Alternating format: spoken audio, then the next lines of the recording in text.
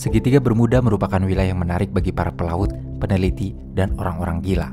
Segitiga Bermuda merupakan wilayah seluas sekitar 500.000 mil persegi di Samudra Atlantik yang terletak di lepas pantai Florida. Deskripsi tentang batas-batasnya bervariasi, tetapi sebagian besar sumber menyebutkan bahwa 3 titik segitiga tersebut adalah Miami, Puerto Rico, dan Pulau Bermuda. Kisah tentang Segitiga Bermuda sudah ada sejak 56 tahun yang lalu, tepatnya di tahun 1964. Nama ini pertama kali digunakan oleh penulis dari Amerika, Vincent Geddes, di majalah Argos yang menggambarkan sebuah kawasan di lautan Atlantik, di lepas pantai Florida yang berbentuk segitiga. Dalam artikel, Vincent mengklaim sejumlah kapal dan pesawat hilang secara misterius di lokasi tersebut. Tahun berikutnya, Vincent pun kembali menyertakan tulisan tentang Segitiga Bermuda dalam bukunya yang berjudul Invisible Horizon: True Mysteries of the Sea. Buku ini sangat sensasional yang mendorong banyak majalah dan surat kabar di seantero Amerika ikut-ikutan membahas soal Segitiga Bermuda. Namun, istilah Segitiga Bermuda baru populer ke seluruh dunia setelah ahli linguistik dan guru bahasa bernama Charles Berlitz menulis bukunya yang laris pada tahun 1974 yang berjudul The Bermuda Triangle.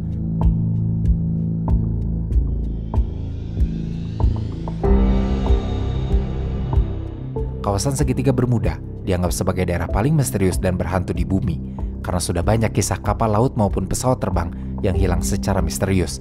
Laporan mengenai aktivitas aneh di kawasan ini sudah ada sejak zaman Christopher Columbus yang melaporkan aktivitas kompas yang tidak biasa saat melintasi Segitiga Bermuda.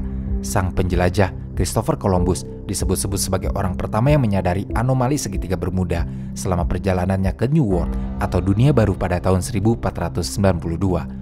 Menurut salah satu kisah paling tua, pelaut asal Genoa, Italia ini menyaksikan bola api membentur permukaan laut. Beberapa pekan kemudian, Columbus dilaporkan melihat cahaya aneh di kejauhan. Saat melihat di kompas, Columbus menyadari perangkat petunjuk arah itu bekerja secara aneh. Sesuatu yang terbaca di instrumen itu menurutnya tidak masuk akal. Tak ingin membuat para awaknya cemas, dia memilih diam. Hingga para kelasnya kemudian menyaksikan keanehan itu dengan mata kepala sendiri. Christopher Columbus menulis dalam catatannya tentang kompas Barings yang aneh di daerah tersebut. Ada 3 kejadian yang dianggap sebagai penanda keanomalian saat melintasi Segitiga Bermuda. Pertama, anak buah kapalnya melihat sejenis bola api. 2, kompas mereka tiba-tiba bermasalah. Dan ketiga, ada cahaya aneh tampak melayang di atas permukaan air. Bola api tadi dijelaskan lebih lanjut dengan cabang api indah yang jatuh dari langit ke lautan. Meski sebagian orang menganggap peristiwa ini sebagai alien atau UFO, tetapi ilmu pengetahuan sekarang sudah bisa lebih tepat dalam menjelaskan bahwa bintang jatuh lebih sering dijumpai pada bulan September karena orbit dan kemiringan bumi, dan penampakan ini terjadi pada tanggal 15 September 1492. Pada tanggal 17 September, anak buah kapal Columbus pun menyadari bahwa kompas mereka tidak sejajar dengan bintang utara. Pada saat itu fenomena memang mengejutkan, namun sekali lagi dengan ilmu pengetahuan sekarang kita tahu bahwa peristiwa ini terjadi karena deklinasi magnetik. Sederhananya, jarum pada kompas sejajar dengan utara magnetik, sedangkan bintang utara sejajar dengan utara yang sebenarnya. Namun yang paling penting, kedua peristiwa anomali ini bukan terjadi di Segitiga Bermuda, tapi di tengah-tengah Samudra Atlantik Utara, dan fakta inilah yang banyak orang abaikan dalam menerjemahkan peristiwa yang dialami oleh Columbus. Namun harus kita akui juga dalam hal melihat cahaya, itu memang terjadi saat kapal Columbus berada di Segitiga Bermuda. Columbus dalam catatannya menjabarkan cahaya tersebut dengan sebuah cahaya lilin kecil yang muncul dan terbang naik. Namun karena Columbus dasarnya adalah penjelajah dan ilmuwan, cahaya yang dilihatnya ini dilihatnya sebagai penanda kalau ia sudah dekat dengan daratan. Dan Columbus juga tak pernah menjabarkan cahaya ini sebagai cahaya misterius, sebab dalam beberapa jam setelah cahaya itu terlihat, seorang anak buah kapal melihat benua Amerika untuk pertama kalinya. Dan hal ini mendukung pendapat Columbus yang menyebutkan bahwa cahaya tadi berasal dari daratan terdekat. Tetapi memasuki abad ke-20, Segitiga Bermuda kemudian mendapatkan reputasi sebagai zona mati bagi pesawat dan kapal setelah serangkaian kasus penghilangan paksa yang tidak dapat dijelaskan.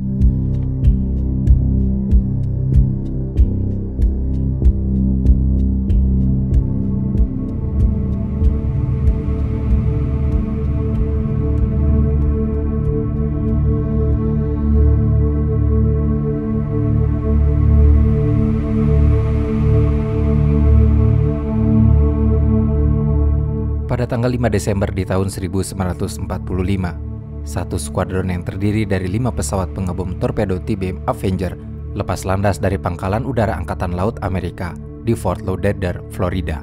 Penerbangan ini adalah kegiatan dari latihan rutin bagi 14 pilot dan awak udara. Pesawat-pesawat tersebut yang secara kolektif dikenal sebagai Flight 19 atau penerbangan 19 dijadwalkan untuk melakukan latihan selama 3 jam yang dikenal sebagai masalah navigasi nomor 1. Rencana penerbangan segitiga mereka mengharuskan mereka untuk menuju ke timur dari pantai Florida dan melakukan pengeboman di suatu tempat bernama Hens and Chicken Shoals. Setelah pengeboman itu dilakukan, mereka kemudian akan berbelok ke utara dan melanjutkan perjalanan melewati Pulau Grand Bahama sebelum mengubah arah untuk ketiga kalinya dan terbang ke barat daya untuk kembali ke pangkalan di mana mereka lepas landas. Pemimpin penerbangan itu adalah Letnan Charles Taylor, seorang pilot berpengalaman dan veteran dari beberapa misi tempur di teater Pasifik Perang Dunia Kedua. Taylor dan pilotnya terbang di atas Hens and Chicken Shoals sekitar pukul 2:30 siang hari dan menjatuhkan bom latihan mereka tanpa insiden. Namun tidak lama setelah pengeboman itu, sesuatu yang sangat aneh terjadi. Taylor pun kemudian melaporkan bahwa dirinya kebingungan karena kedua kompas Avenger-nya tidak berfungsi dan pesawatnya terbang ke arah yang salah. Masalah semakin bertambah setelah sebuah front bertiup dan membawa hujan, hembusan angin kencang, dan tutupan awan tebal. Penerbangan 19 menjadi sangat bingung.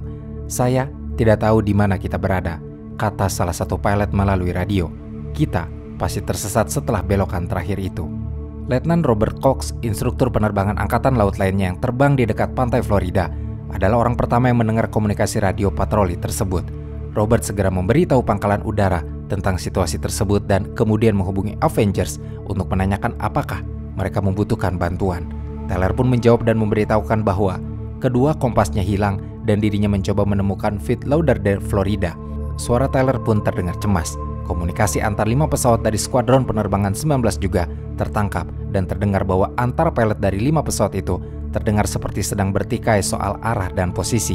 Beberapa stasiun komunikasi radio di sekitar pun mencoba mempertahankan kontak dengan skuadron penerbangan 19 untuk menentukan di mana tepatnya posisi mereka, namun seiring waktu, sinyal antara menara ATC dan skuadron penerbangan 19 melemah, yang membuat komunikasi untuk menemukan tepatnya lokasi skuadron penerbangan 19 menjadi tidak berhasil. Sekitar 4 jam setelah lepas landas, awak kapal Angkatan Laut Amerika akhirnya berhasil melacak keberadaan skuadron penerbangan 19 yang ternyata tengah berada di kurang lebih 200 km ke utara dari tujuan penerbangan mereka.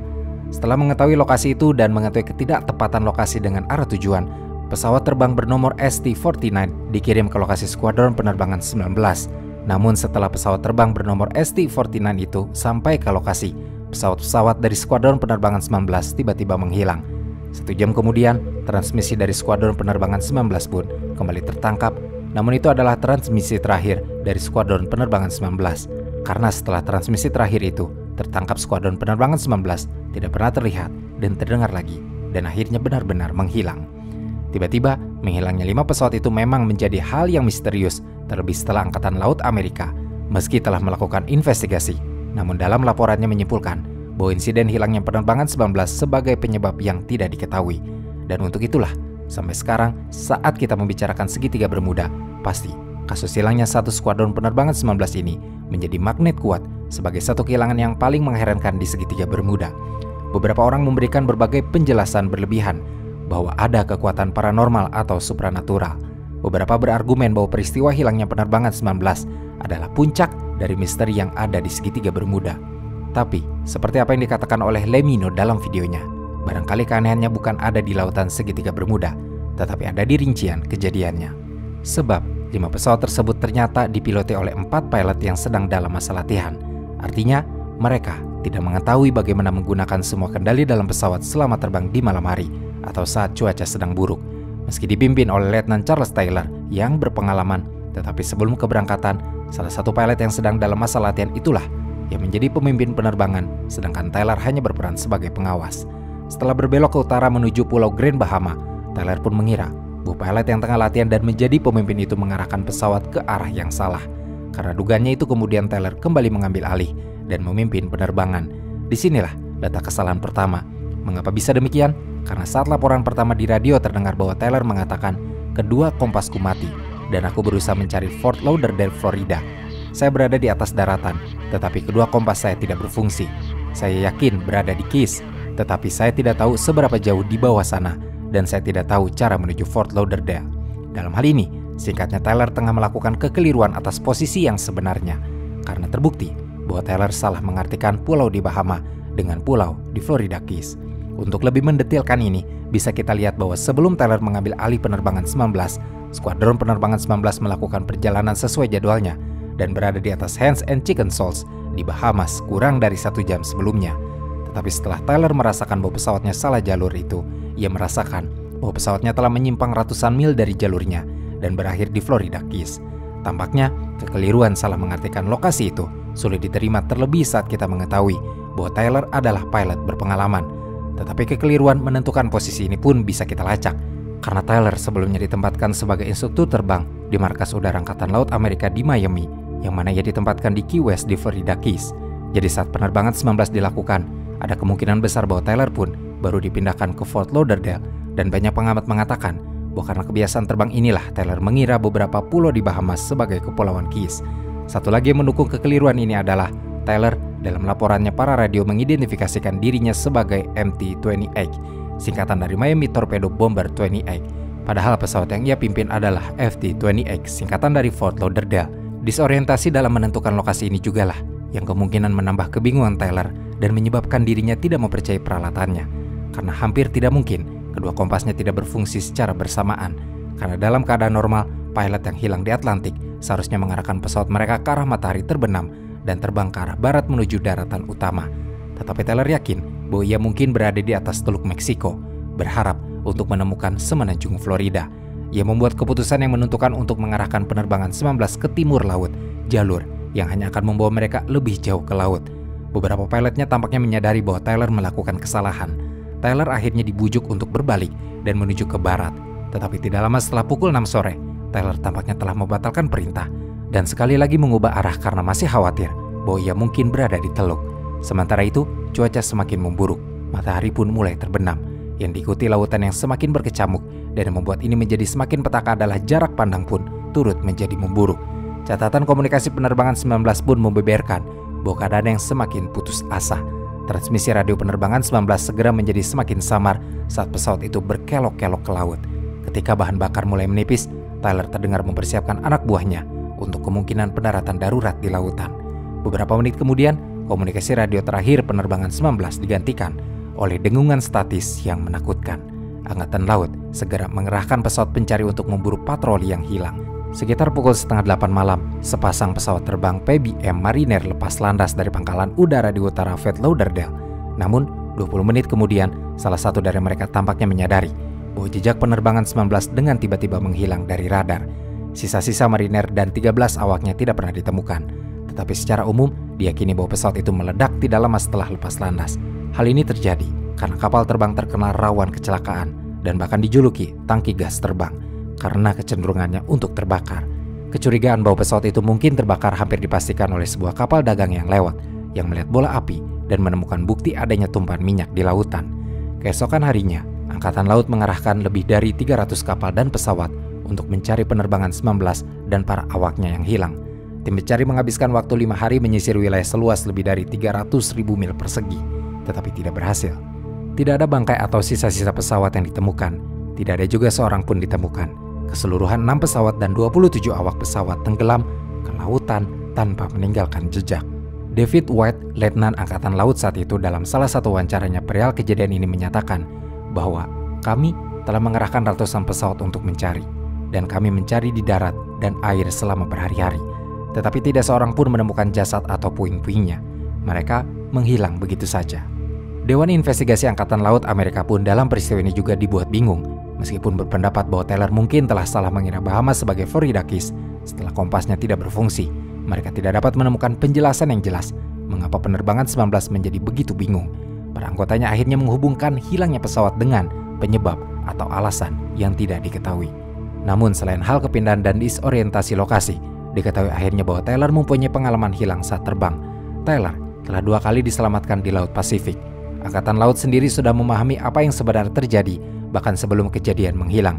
Namun insiden itu akhirnya disimpulkan sebagai tidak diketahui penyebabnya, karena ibu Tyler yang tidak ingin putranya disalahkan atas apa yang terjadi bersikeras bahwa jika Angkatan Laut Amerika tidak bisa menemukan bangkai pesawat penerbangan 19, maka mereka tidak bisa menentukan apa yang sebenarnya terjadi. Pada tahun 1991, sekelompok pemburu harta karun tampaknya akhirnya memecahkan teka-teki itu ketika mereka menemukan kuburan air dari 5 Avengers era Perang Dunia II di dekat Fort Lauderdale. Sayangnya, kemudian ditemukan bahwa bangkai-bangkai itu milik kelompok pesawat angkatan laut yang berbeda yang nomor serinya tidak cocok. Banyak yang meyakini bangkai pesawat 19 dan pesawat penyelamatnya yang bernasib buruk itu mungkin masih mengintai di suatu tempat di segitiga Bermuda. Tetapi meski pencarian terus berlanjut hingga hari ini, tidak ada tanda-tanda pasti dari 6 pesawat atau 27 awaknya yang pernah ditemukan.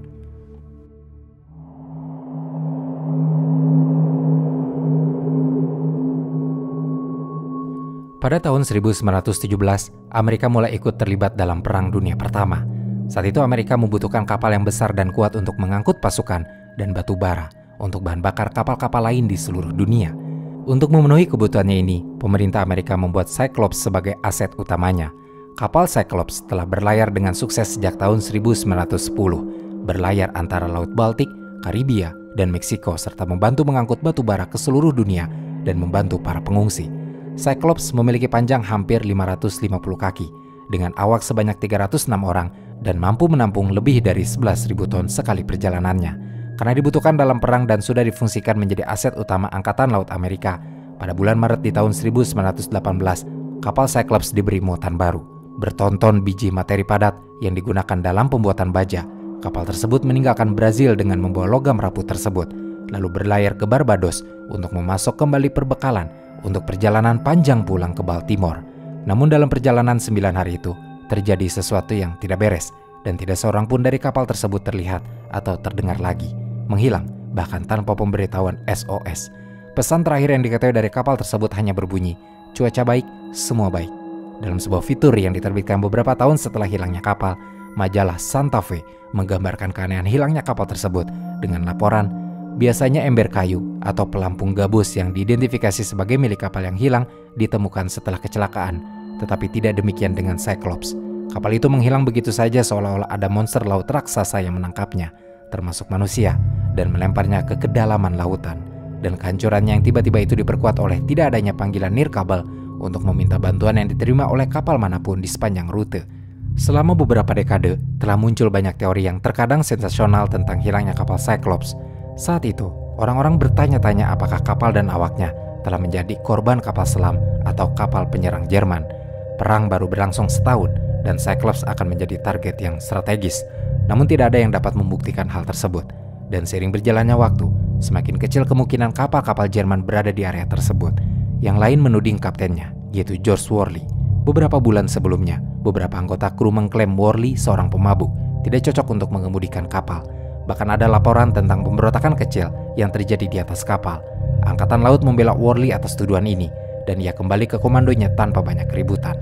Angkatan Laut Amerika mengatakan dalam pernyataan resminya tentang Cyclops, hilangnya kapal ini telah menjadi salah satu misteri yang paling membingungkan dalam sejarah Angkatan Laut. Semua upaya untuk menemukannya terbukti tidak berhasil. Namun, beberapa orang masih berpegang teguh pada penyelidikan, terutama mereka yang memiliki hubungan pribadi dengan kapal tersebut. Mervyn Barash adalah keturunan salah satu petugas pemadam kebakaran di atas kapal itu. Barash telah menghabiskan lebih dari 1 dekade untuk meneliti sejarahnya, dengan susah payah mengumpulkan catatan angkatan laut, catatan kapal, dan barang-barang sepele apapun yang mungkin berguna, termasuk sekantong biji material besi yang menghitam. Barash dalam wawancaranya dengan Baltimore Sun menyatakan bahwa seluruh keberadaan kapal tersebut telah ditutup-tutupi. Kapal itu tidak seperti hilang dalam pertempuran yang hebat. Kapal itu seperti menghilang begitu saja dari muka bumi. Namun dalam hal ini, Barash memiliki hipotesisnya sendiri tentang apa yang terjadi pada kapal raksasa tersebut. Mulai dari kerusakan mesin, awak kapal yang tidak terbiasa dengan muatan baru, serta gelombang besar yang menggulung kapal dan penumpangnya ke laut untuk selamanya. Semua itu menurut Barash berkaitan dengan Cyclops yang mungkin melintas di atas palung Puerto Rico, bagian terdalam Atlantik yang berdekatan dengan segitiga Bermuda. Meskipun kesempatannya kecil, namun Barash berharap kapal itu bisa ditemukan, mengingat teknologi eksplorasi bawah laut kini semakin baik. Beberapa tahun terakhir, bangkai-bangkai kapal berhasil ditemukan berkat teknologi tersebut. Mungkin Cyclops bisa jadi yang selanjutnya. Dalam wawancara yang sama dengan Baltimore Sun, Barash mengharapkan bahwa Cyclops dapat ditemukan. Barash ingin 306 korban beristirahat dengan tenang, juga agar keluarga mereka bisa lega. Semua orang pasti membutuhkan kepastian.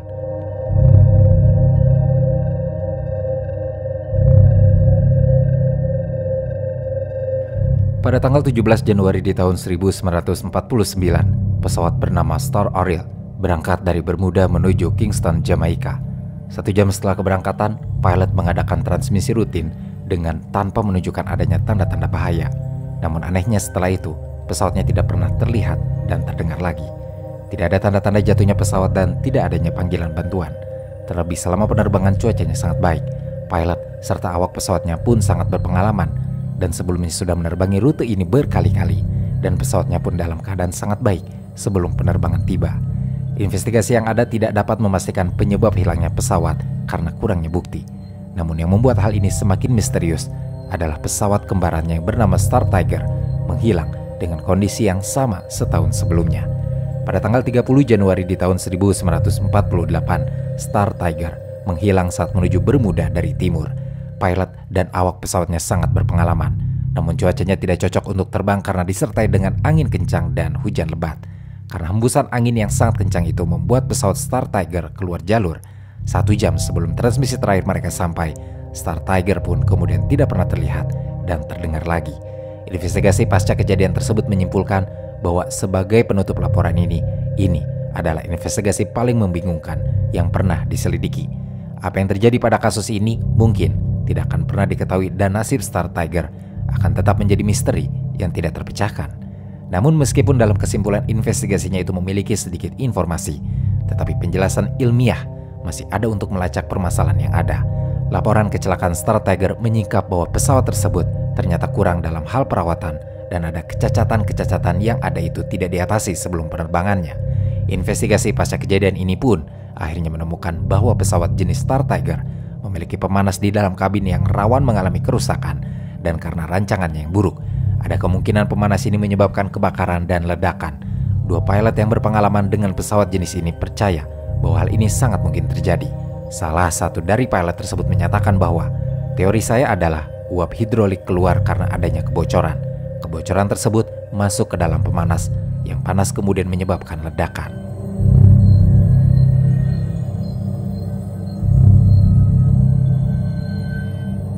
Mary Celeste adalah salah satu kisah bangkai kapal yang paling misterius. Banyak orang menghubungkan kisah ini dengan segitiga Bermuda. Kapal ini ditemukan terapung di beberapa titik Samudra Atlantik. Mary Celeste pertama kali ditemukan pada 4 Desember 1872 oleh kapal Inggris bernama De Gratia dengan kondisi tanpa awak. Diketahui sekoci atau perahu kecil di kapal tersebut hilang dan meninggalkan sebuah pedang di geladak kapal. Tidak ada jejak orang di kapal tersebut, sedangkan sekoci yang hilang juga tidak pernah ditemukan. Pada tanggal 22 Desember 1967, Kapten Dan Burak bersama temannya Patrick Morgan pergi menggunakan kapal pesiar mewah setinggi 7 meter untuk menikmati pemandangan gemerlap lampu Natal Miami. Setelah menjauh 1 mil dari garis pantai, penjaga pantai mendapat panggilan dari Kapten Burak yang mengaku bahwa kapalnya telah menabrak sesuatu. Akan tetapi ia mengaku tidak mengalami kerusakan yang parah. Kemudian penjaga pantai memutuskan untuk berangkat memeriksa kapal Kapten Burak yang hanya memerlukan waktu 19 menit dari pantai. Akan tetapi, sesampainya di lokasi, penjaga pantai tidak menemukan sama sekali kapal dan tidak menemukan tanda-tanda kapal karam atau tenggelam. Menariknya, kapal pesiar yang digunakan Kapten Burak hampir tidak mungkin bisa tenggelam karena banyak alat keselamatan yang ada di kapal seperti jaket pelampung, sekoci, suar, dan perangkat sinyal. Dan dalam hal ini tidak ada satupun tanda-tanda Kapten Burak menggunakan alat keselamatan tersebut. Petugas pantai akhirnya melakukan penyusuran ratusan mil persegi Samudra Atlantik.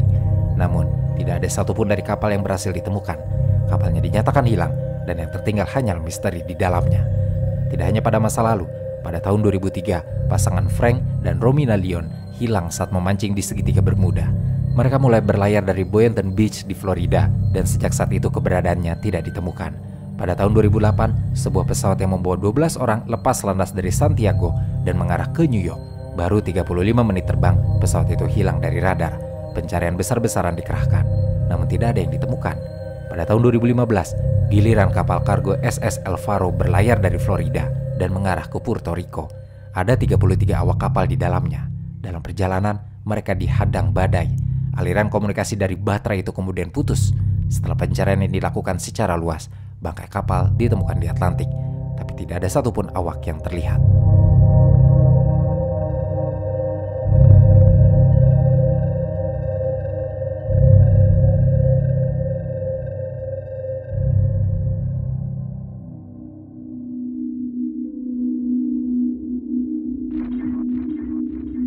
Hal yang membuat segitiga Bermuda menjadi begitu angker adalah bagaimana banyak sekali kisah kapal laut dan pesawat terbang yang melintas di atasnya mendadak hilang. Salah satu teori yang muncul dan diduga sebagai penyebab kasus hilang itu adalah bahwa segitiga Bermuda merupakan lidah samudera. Setelah banyak teori mistis dan mitos belaka mengenai segitiga Bermuda, ada salah satu yang dianggap cukup masuk akal. Teori itu adalah segitiga Bermuda merupakan penghasil gas metana terbesar di dunia. Sederhananya, metana adalah sebuah senyawa yang begitu kuat dan tentunya berbahaya. Bahkan bahaya metana dianggap beberapa ilmuwan lebih berbahaya daripada karbon dioksida. Gas metana dapat menyebabkan air menjadi kurang padat dibanding kapal, suatu hal yang kemudian menyebabkan kapal tenggelam. Penelitian ini dianggap masuk akal karena laut merupakan penghasil metana paling besar di alam selain di lapisan es atau tanah. Bahkan pada tahun 1981, sebuah uji coba seolah membenarkan jika segitiga Bermuda memiliki kandungan metana dalam jumlah besar yang bisa menjadi biang keladi mengapa banyak pesawat dan kapal laut hilang di sana. Selama bertahun-tahun, para peneliti sebenarnya telah berusaha menunjukkan bahwa ada penjelasan masuk akal atas kasus-kasus tersebut. Mereka juga mengatakan bahwa resiko bahaya melakukan perjalanan melalui segitiga Bermuda sama saja dengan melakukan perjalanan di daerah lautan lain. Namun begitu, ada sekelompok peneliti asal Inggris yang mengeluarkan teori baru atas penyebab menghilangnya banyak kapal di segitiga Bermuda. Para peneliti tersebut berhipotesis bahwa ombak liar tinggi bisa menyebabkan kapal terbalik. Simon Boxall, ahli kelautan dari University of Southampton yang juga termasuk dalam kelompok peneliti dalam salah satu wawancaranya dengan Life Science, menyatakan bahwa tidak diragukan lagi bahwa area ini sering terjadi ombak liar. Menurut penjelasan Badan Cuaca Amerika Serikat atau National Oceanic and Atmospheric Administration, ombak liar mirip dengan dinding air yang curam dan tinggi. Sebagai contohnya adalah daerah di ujung selatan Afrika. Boxall mengatakan di sana berkumpul berbagai gelombang akibat badai dari selatan Samudra Atlantik dan Samudra Hindia. Hal yang sama juga terjadi di segitiga Bermuda.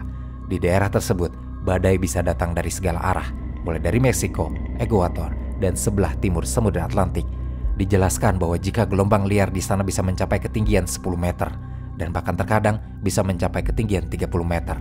Para insinyur dari University of Southampton ini juga telah membuat sebuah simulasi ombak liar dengan menggunakan tangki air dan model kapal kecil.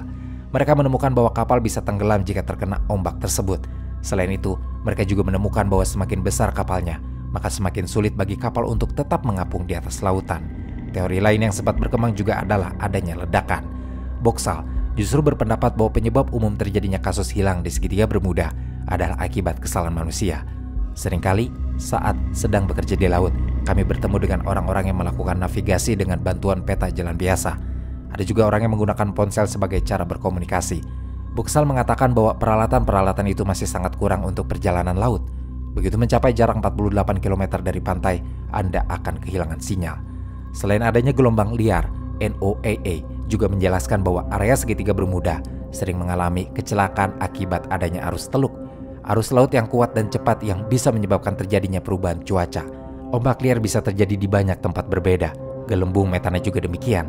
Dan jika ada banyak orang amatir yang tidak memiliki banyak pengalaman, kita juga akan mendapatkan banyak kejadian menghilang yang misterius. Banyak peneliti yang percaya bahwa di bawah lautan Bermuda terdapat palung raksasa yang tampak menyerupai jurang besar sehingga membahayakan apa saja yang melintas di atasnya, terutama kapal laut karena rawan tenggelam. Meskipun begitu, teori ini masih dipertanyakan karena sampai saat ini belum ada yang bersedia menyelam ke bawah segitiga Bermuda dan kembali dengan selamat. Pada tahun 2013, World Wildlife Fund (WWF) melakukan studi mendalam tentang jalur pelayaran maritim dan menetapkan bahwa segitiga Bermuda bukan salah satu dari 10 badan air paling berbahaya di dunia untuk pengiriman. Segitiga Bermuda menopang lalu lintas harian yang padat, baik melalui laut maupun udara. Namun, terlepas dari histeria tersebut, organisasi pemerintah dan perusahaan pelayaran tidak menunjukkan segitiga tersebut pada peta resmi manapun, dan kelompok-kelompok mulai dari penjaga pantai Amerika hingga perusahaan asuransi global Lloyd's of London menyatakan bahwa wilayah tersebut tidak memiliki tingkat bencana maritim yang luar biasa tinggi. Program dokumenter The Bermuda Triangle di UK Channel 4 pada tahun 1992 juga mewawancarai Lloyd's of London, pihak asuransi pelayaran yang bermarkas di London. Mereka mengatakan jumlah kapal yang tenggelam di segitiga Bermuda tidak beda dengan di lokasi lain, sama banyaknya. Berbeda dengan anggapan banyak orang, Lloyd's of London mengatakan tidak ada harga asuransi khusus yang lebih mahal yang diterapkan pada kapal-kapal yang berlayar di segitiga Bermuda. Penjaga pantai Amerika atau United States Coast Guard juga tak menganggap segitiga Bermuda sebagai ancaman pada kapal. NOAA, badan ilmiah di bawah Departemen Perdagangan Amerika, juga menyatakan hal senada. Tidak ada bukti bahwa kehilangan misterius di segitiga Bermuda terjadi dengan frekuensi yang lebih besar dibanding wilayah laut lainnya.